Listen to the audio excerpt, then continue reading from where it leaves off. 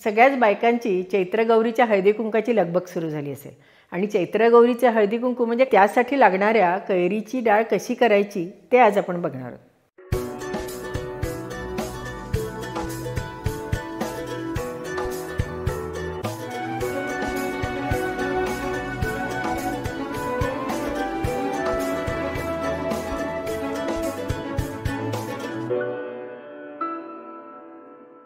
नमस्कार, मी अनुराधा तांबोळकर. अनुराधा चॅनलमध्ये तुमचं खूप खूप स्वागत आहे. चैत्र महिना सुरू झाला, झाडांना नवीन पालवी फुटली, सगळीकडे मोगऱ्याचा छान सुगंध पसरला. माठातलं पाणीसुद्धा मोगरा आणि वाळा घालून सुगंधित केलं गेलं आणि मुख्य म्हणजे सगळ्या बायकांची चैत्रगौरीच्या हळदीकुंकाची तयारीसुद्धा सुरू झाली असेल. आणि चैत्रगौरीचं हळदीकुंकू म्हणजे कैरीचं पन्हं आणि कैरीची डाळ, हो की नाही? तर आता ही जी कैरीची डाळ पारंपरिक पद्धतीने कशी करतात ते आपण आज बघणार आहोत.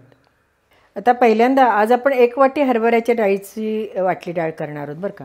त्याच्याकरता एक 6-7 तास मी हरभऱ्याची डाळ साध्या आपल्या नेहमीच्या पाण्यामध्ये भिजत टाकली. त्याच्यावरती भरपूर पाणी ठेवायचं म्हणजे ती डाळ आपली चांगली भिजली जाते. आता आपण जी कैरीची डाळ करणार आहोत त्याच्याकरता ही तोतापुरी कैरी घेतली बरं का. कारण याचं कारण असं की कुठली जर समजा आपण कैरी घेतली ती जर खूप आंबट असेल तर मग आपल्याला त्याचा अंदाज येत नाही. त्यापेक्षा तोतापुरी घेतली तर ती अगदी बेताची आंबट असते आणि त्यामुळे आपल्या ज्या कैरीच्या डाळीला चव चांगली येते. पूर्वीच्या काळी ह्या म्हणजे जी कैरी असायची तिची सालं काढून त्याचा किस केला जायचा आणि तो किस मग वाटल्या डाळीत घातला जायचा. पण त्याच्याऐवजी मी आता काय केलं आहे माहिती का, ही आपली तोतापुरी कैरी आहे की नाही ह्याची पूर्ण साल काढून घेतली आणि साल काढून त्याच्या बारीक बारीक फोडी करून घेतल्या.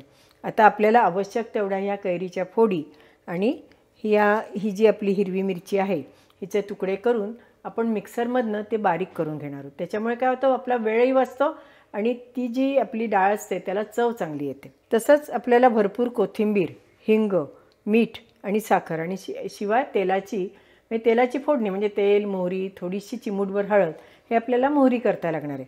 आता प्रथम आपण ही कैरी आणि मिरच्या या एकत्र करून त्याची बारीक पेस्ट करून घेऊयात.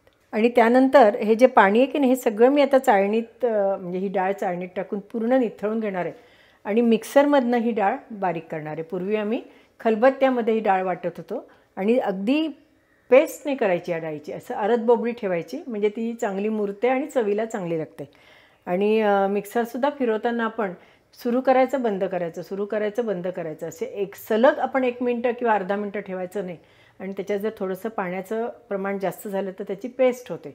तशी काही आपल्याला वाटल्या डाळीला पेस्ट करायची नाही आहे, जाडसर आपल्याला असं हे वाटून घ्यायचं.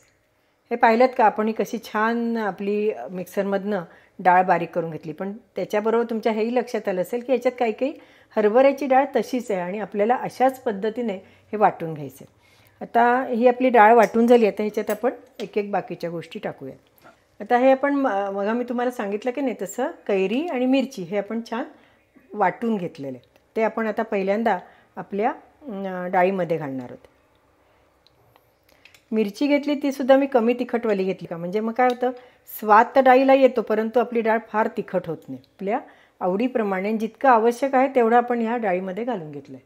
आणि त्याच्यात चवीपुरती साखर घालणार आहोत, चवीपुरतं मीठ आणि भरपूर कोथिंबीर मात्र आपल्याला भरपूर घालायला पाहिजे बरं का.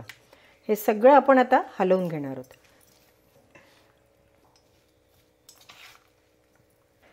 तेल आता आपलं चांगलं तापलं, त्याच्यामध्ये आपण थोडीशी मोहरी घालूयात. आपली मोहरी तडतडली त्याच्यामध्ये आपण हिंग घालूयात.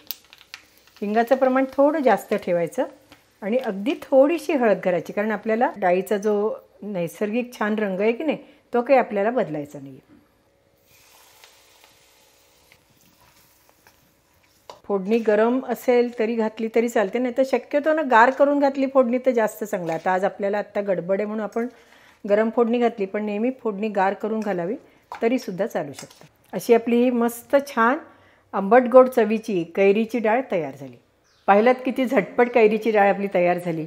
आंबट गोड चवीची अशी ही डाळ हळदी कुंकवाला तर करायला काहीच हरकत नाही, पण मध्ये अधेसुद्धा कैरीच्या डाळीचा आस्वाद घ्यायला काही हरकत नाही. आणि मुख्य म्हणजे वाटीत घेऊनसुद्धा कैरीची डाळ अतिशय चविष्ट लागते. नक्की करून बघा आणि अनुराधा चॅनलला लाईक करा, शेअर करा आणि सबस्क्राईब करा. आणि हो, बेल आयकॉन दाबायला विसरू नका आणि आपलं इंस्टाग्रामवर सुद्धा पेज सुरू झालं आहे बरं का, तेही बघायला विसरू नका. अनुराधा चॅनल हे घरातली सगळ्यांसाठी आणि सगळ्यांच्या घरासाठी असं चॅनल आहे. धन्यवाद.